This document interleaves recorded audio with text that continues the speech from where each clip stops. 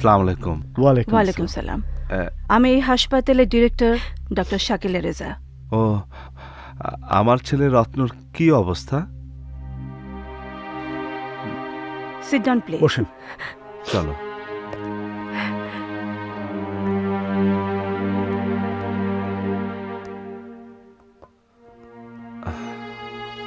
এই এক্সরেটা হচ্ছে একটা নর্মাল 9 বছরের বাচ্চার হার্ট, আর এই এক্সরেটা হচ্ছে আপনাদের ছেলে রত্নর হার্ট।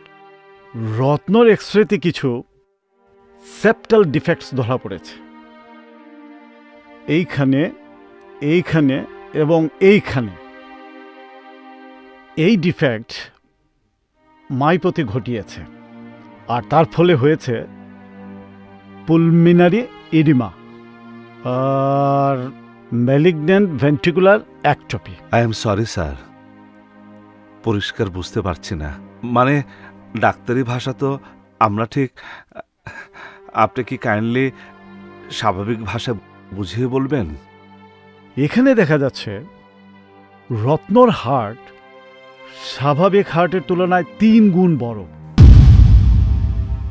আসল কথা হচ্ছে রত্নর হার্টে যথেষ্ট পরিমাণ ব্লাড পাম্প হচ্ছে না, যার ফলে এটা ফুসফুসে ফিরে যাচ্ছে।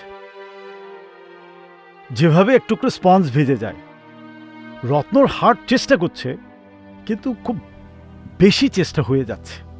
তাহলে কি ওরা অপারেশন করাতে হবে? সত্যি কথা বলতে কি, এটা অপারেশনের বাইরে। অপারেশনে এই সমস্যার সমাধান হবে না। রত্নর হার্ট অকেজু হয়ে গেছে, ওর হার্ট ট্রান্সপ্লান্ট করতে হবে, অর্থাৎ অন্য একজনের সুস্থ একটি হার্ট ওর শরীরে প্রতিস্থাপন করতে হবে, নতুবা রত্ন বাঁচবে না।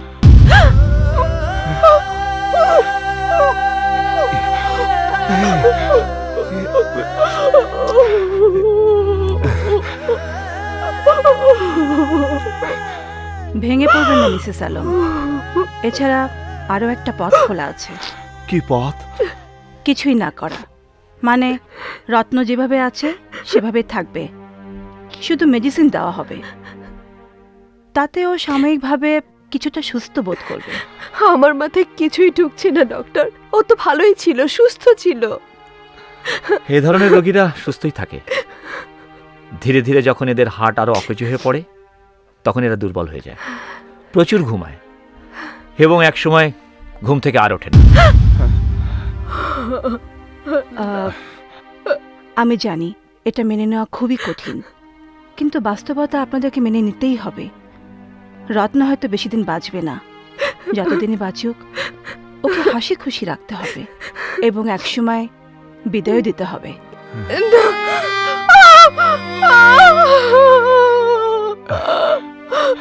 না না, কবিতা, হার্ট প্রতিস্থাপন অত্যন্ত রিস্কি, অপারেশন টেবিলেও রোগীর মৃত্যু হতে পারে। আমার মনে হয় না আপনাদের এত বড় রিস্ক নেওয়া ঠিক হবে।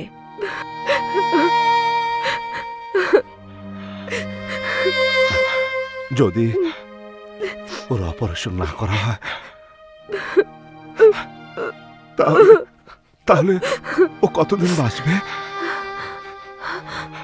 বলা কঠিন, হতে পারে কয়েক মাস, কয়েক সপ্তাহ, কয়েক দিন। চুপ চুপ, শান্ত হও।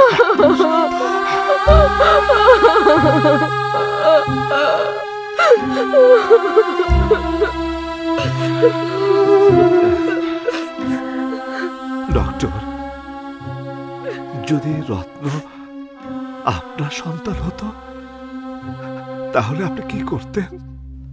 আমার সন্তান?